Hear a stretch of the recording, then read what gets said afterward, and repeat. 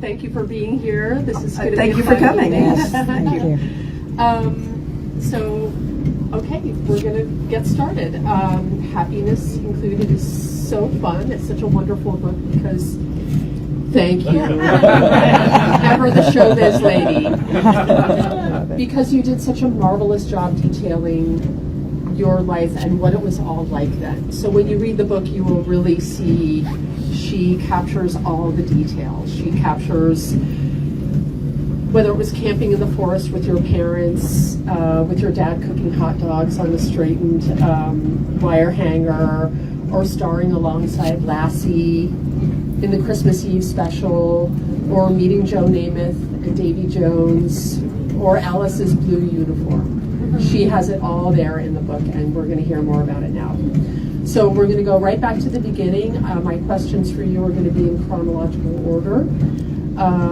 So you wrote that at the beginning of the book, you say that your dad worked for RKO and RCA. So there was already a little bit of showbiz in your family and coming into your childhood home. So can you tell us a little bit about that?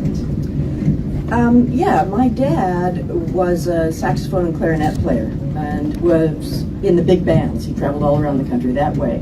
Met my mom, they fell in love, they eloped, and later on he lost his lip. He got Bell's palsy and couldn't play anymore. So he pivoted and he became an AR&R guy. He signed the Monkees and Jefferson Airplane and worked for RCA. And I got to go travel all around with them to San Francisco when I was little on up. So you got to meet the Monkees? Yes, I got to see the Monkees when they recorded Shades of Grey, Only Shades of Grey. Yeah, I got to be in the booth with them, yeah. And you write in the book that there were parties and bands and all kinds of entertainment events that your dad was taking you to. Well, my mom and I would go with him, let's say, to San Francisco or New York. We came out here for the World's Fair. And so she and I would go to museums.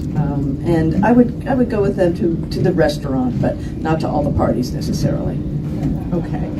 But yeah, so your dad signed. Now, how did he end up signing Jefferson? Well, he was what is known as an A&R guy, which is artists and repertoire. So he would go to clubs and search out bands and sign them, approach them and sign them. So he did that with the Monkees and he did it with the Jefferson Airplane. Okay. Yeah. Very cool. Now, you write about how, because your dad was in show business and he was taking you all over the place, that you learned the rules of show business at a very young age. So can you tell us a little bit about that? Well, I don't know that I learned the rules of show business. I'm sorry to deny that, but I don't know quite how to answer that. Well, you write in the book that you were always surrounded by adults, and yes, you learned that's different. you learned, go to your mark or look in the camera. I learned that by when I started getting work. That's how I learned the rules of how to be an actor. My parents were always teaching me how to be polite, shake hands and look people in the eye and call them by their last name. But the way I learned how to act in television was once I started doing it. Then it was explained to me that, this is a mark, you stand in it, and you learn how to see your mark without looking at it. A lot of times on TV, you'll notice actors, as they're moving forward, they go, well, Joe, I don't know. And that's them looking at their mark. So you have to learn how to see your mark in your peripheral vision. So you started out, your mom, tell me if this is right. Your next door neighbor was a casting agent. No? No, I don't have it right. Okay, what page was that on? How did I not get that right? Well, no. A new neighbor moved in next door to us. She was a children's talent agent. And I guess I must have chatted her up, and there was a very low wall between the two backyards. I was swimming one day, and my mom were talking, and she talked my mom into taking me on a commercial audition the next day, and I got the job, and then I just kept getting commercials, and I kept getting parts of TV shows, and it just keeps happening. And you met your Brady Bunch sister before you were ever cast on the show? I guess so. I mean, there's evidence of it. I don't have a memory of it, but there is evidence of it that we were in a Mattel commercial together, which makes sense because we were the typical child of the era. We were blonde, blue-eyed, we could read, you can say lines, well-behaved, and those were the job requirements. And so there's also this, you also write about how there's a tribe of, like an unspoken tribe of children stars, and you see them once in a while, and can you tell us who they are? Well, it's like when I meet someone who was also a child star, there's a recognition between us that we had an experience that was different from lots of other people. So it feels like you're in kind of a club. So I had no problem hugging Sean Cassidy when I met him.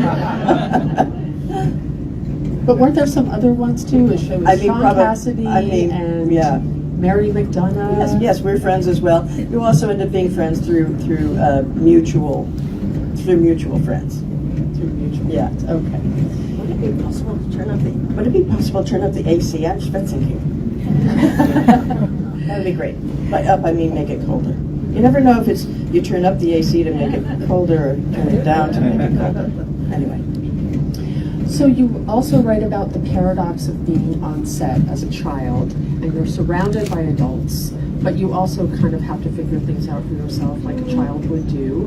So can you talk a little bit about what it was like being on set and not being with your family, but your mom is also there, but you're surrounded by adults, and you wrote about this very kind of complex environment where you are trying to figure out who you are, and you're playing another character, and there's all kinds of nuances to this day-to-day, very unusual world.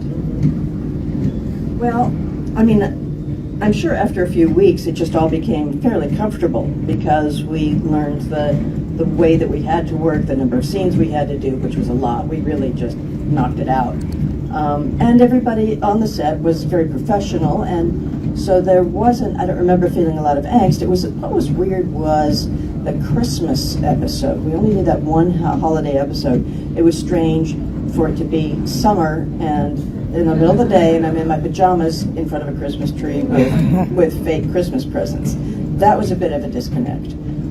But other than that, it got fairly comfortable fairly quickly. And there was something about how you were all called like the one-shot. Oh, at one point, yes, we were called the one-shot Bradys because they were always pressuring us to go faster, faster, faster to save money because we were the poor stepchild on the lot. We're just surprising because we had the biggest stage on the lot, and we were shooting so quickly. And that's one of the things that Robert Reed was always fighting against, was saying, they would just line them up and shoot them. And he's like, people don't stand around their living rooms like this. Can we please just make it a little different? And other people are like, oh, how's he making such a big deal about it? But, that's what he was always trying to do, trying to make it better. But yeah, they also tried to make us do an episode in 2.5 days instead of 5 to save money. We were always the ones that were having to pay. The ultimate pros. Yeah.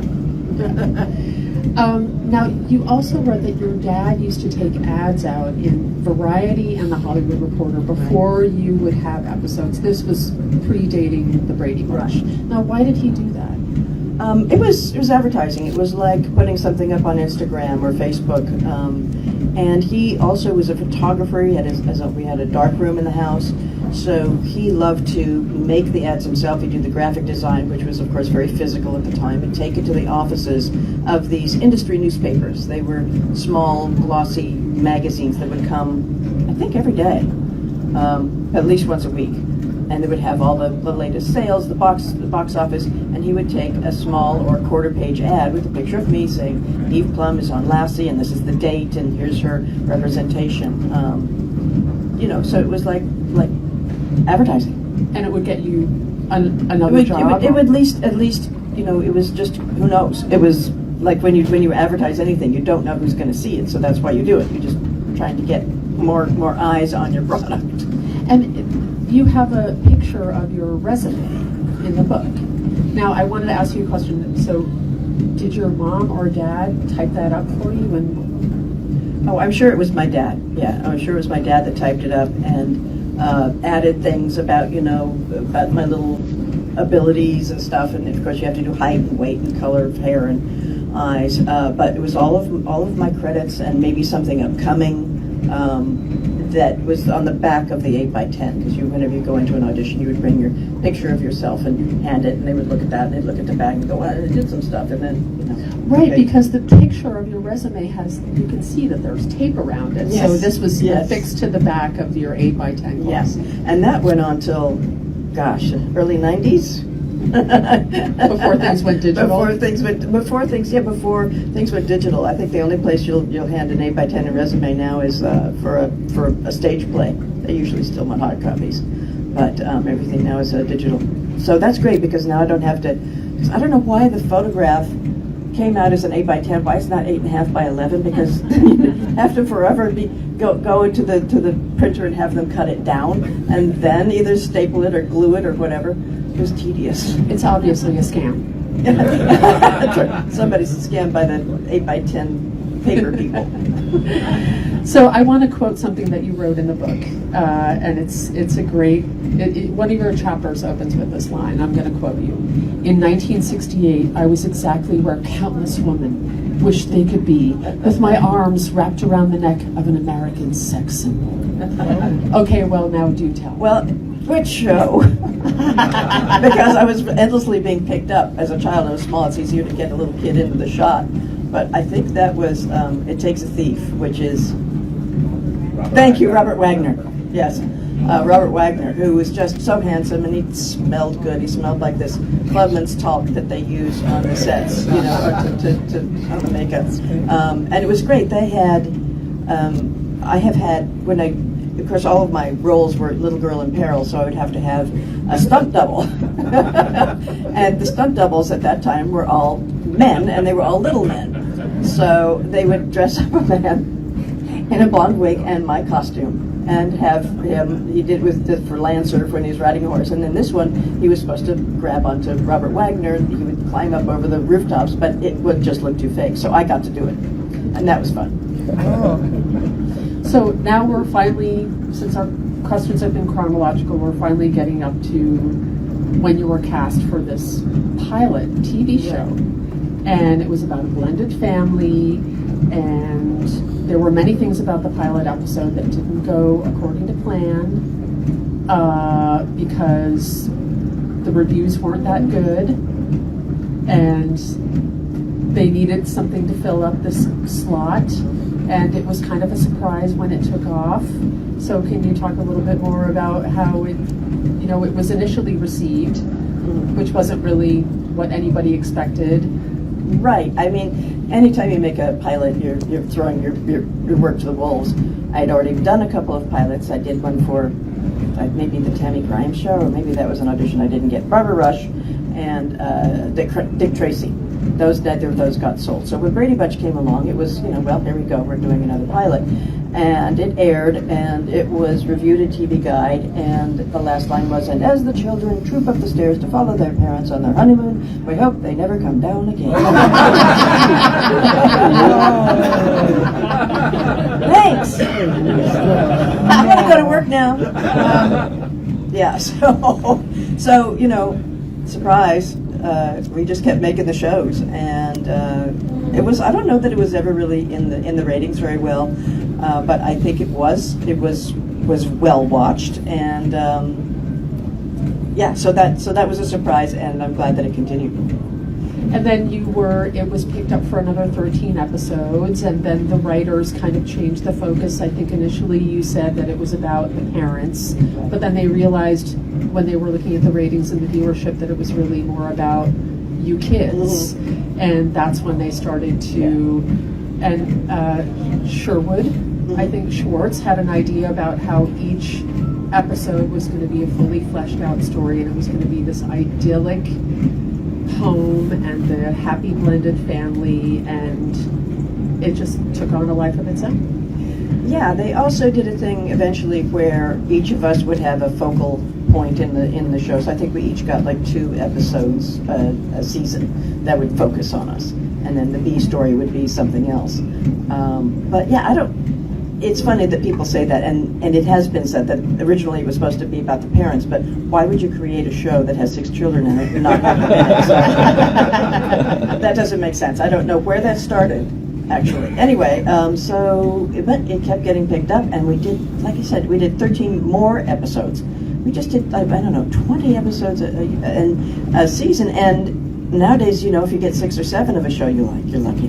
Right, exactly. And I think one of the things that is not in the book is when the show came out, it was such a turbulent time, not unlike right now. So there were scandals, and there was war, and there was civil unrest, and here's the show about the happy family, the blended family. And can you talk a little bit about what it was like outside the set? Yeah, I don't know if they ever felt any pressure to put the news on in Brady Bunch in any way at any. I think probably the closest we got was the episode where Mike and Carol start talking about switching roles or something like that, or Mike tries to go grocery shopping or something. But and I'm thinking that was probably the point, is that they decided very, very seriously to not talk about the Vietnam War, women's rights, or anything going on outside the show. And that's also what made people look down their noses at it. A lot of times I would meet adults and I would say what show I did, and they would say, "Well, I don't watch television." Well, great, I'm 10. You know, I'm making some money. You know, so yeah, it was. You just keep going. Okay. Your character is the embodiment of middle child syndrome. The overlooked kid who's sandwiched in between the others. And I know we've talked about that, and you have a lot in the book about that character and the response to it, but maybe you could talk about why you think the character of Jan has been so embraced by so many people. Well, I wish I were good enough a psychologist who could actually give a reason, other than I think maybe because I had already done a lot of acting, that they gave me more dramatic storylines, and maybe that was what really resonated with people. I was the youngest child, so I didn't have that issue in my life, and it's only been much later that I think middle child syndrome has been recognized as a thing. So, yeah. So I've got show and tell for everybody. Did anybody see the real estate section from the New York Times this week? This past weekend? It's the Brady house. Yeah, that's great. And I know that you're going to be out there in a few weeks. Let me put this down. Actually, I'm going to give that to you when we're done. Talk about the reunion and your recollections of the set. I mean, there's that iconic shot of the whole family standing on the stairwell. Why do you think, I mean, you probably have your own memories of being on the set, and maybe it was a second home for you? Yeah, the set was we certainly spent no small at a time there. We also had an area in between the two stages that was a covered over alley, was where we could spend a lot of our time, in a schoolroom there and another couple of little rooms. But this thing was made out of whole cloth. It was just a picture of a house where they had hung a window to make it look like it was 2 stories, but that was all the more this house was to the show, until it came for sale and HGTV bought it and decided to try to make it into the actual set. And the job that they did was astonishing, because you can still see that it looks like that house, but it's actually 2 stories without it being visible from the street. And yet, also, it is within, I don't know, like 6, whatever they did with the grading. Like, I know that as you come into the foyer, there are 2 steps down into the living room. In their version, it's 3. So that's how they probably got it lowered enough to where they could put 2 stories in there, because they did. And it's amazing. It's just an amazing thing. Well, looking through this article, and everybody can look at it online, it feels like home, looking at all these pictures. There's just something about it that's so familiar, that's as familiar as all of our childhood homes. Right, yeah, and it looks exactly like it did when we were making the show. It was amazing. That's comforting. Yeah. Okay, I have a few more questions before we wrap up, and then we'll be able to open up the floor for questions. But I'm not going to ask you about specific fur babies, but I wanted you to talk a little bit about why rescues are important to you and why we should all rescue animals if we have the chance. Let's see, I've had serial dogs. I used to have a horse. I actually did bring home Myron the mouse as a pet. And so it's just always great. I like rescues. I like mixed breeds because, like with our dog Maggie, what kind of dog is she? She's the only one because she's a mix. I feel like if you get a mix, that's a unique dog. And there are so many dogs that need homes, of course, we know that. And that there is overbreeding, and that there are people that won't spay and neuter for whatever reason, cost or ethics. I don't think ethics would come into that, but that's another discussion. Anyway, so rescues are great, mixed breeds are great, dogs are great, horses are great. Cats are great. Cats are great. Yep. Oh, cats! Yes, I've had many cats as well. I actually started out with a cat. We had a Siamese cat when I was a kid, and that cat would let me dress it up in doll clothes, including a hat. Well, you're also an artist, and you told CBS Mornings yesterday that one of the reasons why you enjoy being an artist now is because you have total control. So please tell the audience about how you discovered your artistic talent and what it is that you do and where you get your source material and everything. Okay, yeah. As an actor, you have to wait for someone to call you. You have to hope that your manager and agent are out there looking for auditions and are able to get you into the room to audition so that maybe you could have a chance to be on TV or in a stage show. With painting, I can decide any medium, any subject matter, anything, and I pretty much explored everything. I worked through watercolors and casein and acrylics and settled on oils. So usually I do oil on canvas, and my source material is, a lot of it is still life, so I take photographs of things, coffee cups and restaurants and things, and work from those. I also started a couple of series of things from film, where I take photos off the TV. One is a film noir series, and one is a Western series. So that's fun. And lately, we have lots of colored bowls and dishes, so I've been taking pictures of the dishwasher rack. I don't know if that's going to happen. But yeah, so it's every day. It's things that catch my eye. And then I paint it in oil, however long it takes to do that. Are they for sale? Always, yes. Where can we find them? We have Bonner David Galleries in Arizona and in New York, and a gallery in Florida, name I'm forgetting, but it's on my website, eveplumb.tv. And I'm looking at Ken to say maybe he would shout out the name. No. I'm sorry? Bellata Gallery. Yes, Bellata Gallery in Florida. So yeah, stuff is definitely for sale because that's the end game. It's like the applause at the end of the performance. Very good. Yeah. Okay, my last question is your company. You're also an entrepreneur. So tell us about Plumb Goods. Plum Goods was an idea that I'd had for years. The name made sense, and I wanted to have like a gift store.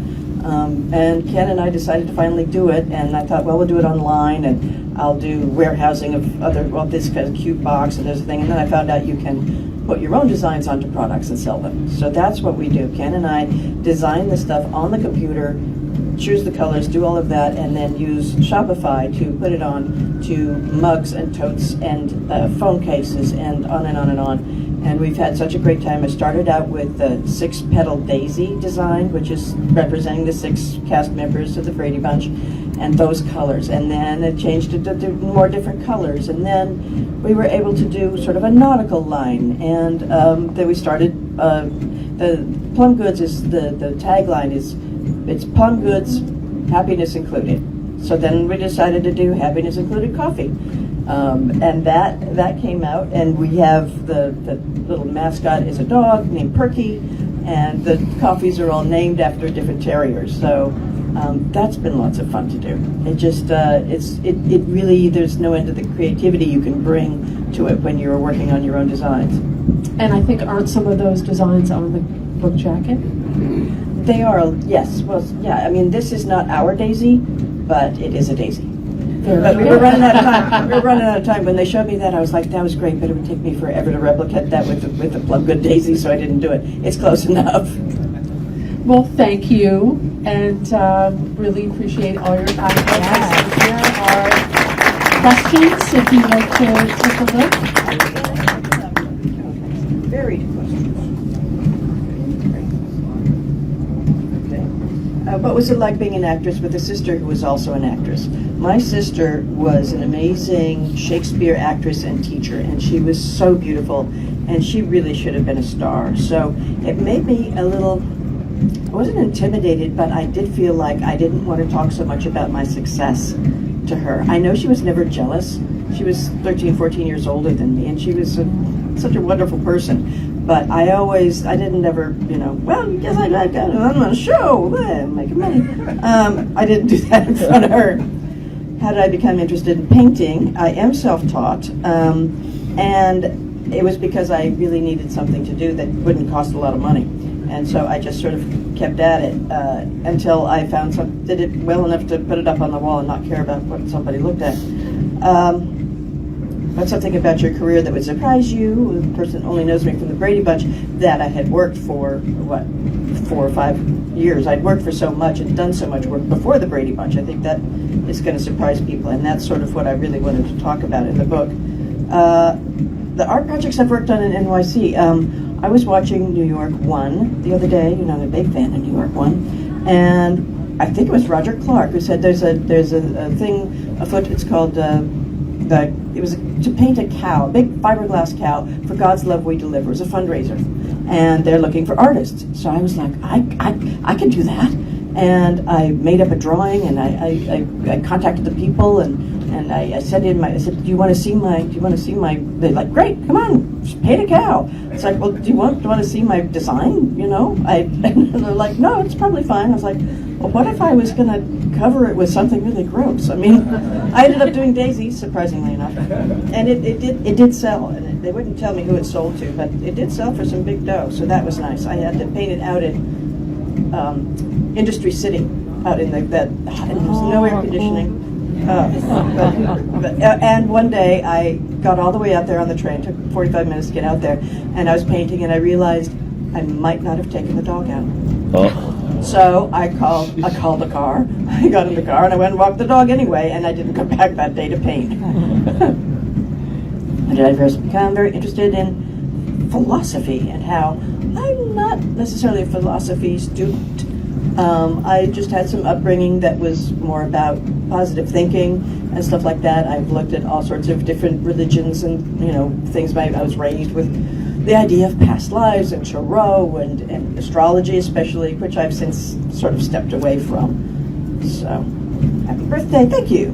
Had a discussion of birth order after your upbringing and your kids, Had the discussion of birth order after my affect your upbringing and my kids. I don't have children. I don't know. I mean, like I said, my brother and sister were both much older than I was, so I was sort of like the baby, which was great because, my parents had already had a couple of kids, so they weren't going to be, they were like, now they've got this little toy, this cute little kid to play with. And that was great for me. Don Porter Change Runaway. Special memories of the episode did with Imogene Coca. She was great. I mean, I love that voice of hers. She was just so amazing. And I think I had only the vaguest idea at the time of who she was. I knew that she'd worked with Sherwood before on, I think, that show called It's About Time. Anyone? It's About Time? You can sing the theme song, can't you? Okay, you and me. Yeah, why did my parents, considering they were so protective of me, let me do Dawn Portrait of a Teenage Runaway? They also let me audition for The Exorcist, so which I had read, They didn't want to ever hide anything from me. They were like, you can read most books. So I think they probably saw it as a real opportunity for me to start in adult roles and to be seen completely differently from Jan right away, which can be a difficult thing for child actors, is to break out of it and be seen as an adult actor, because when you stop being cute, you stop being bankable. So I got lucky. Did you read philosophers for this book? Same philosophy question. Sure. Thank you for asking. What's next? When? Isn't that what we all know? Brady Bunch of questions. What was my favorite episode? I liked all the travel ones when we went to Hawaii and Grand Canyon.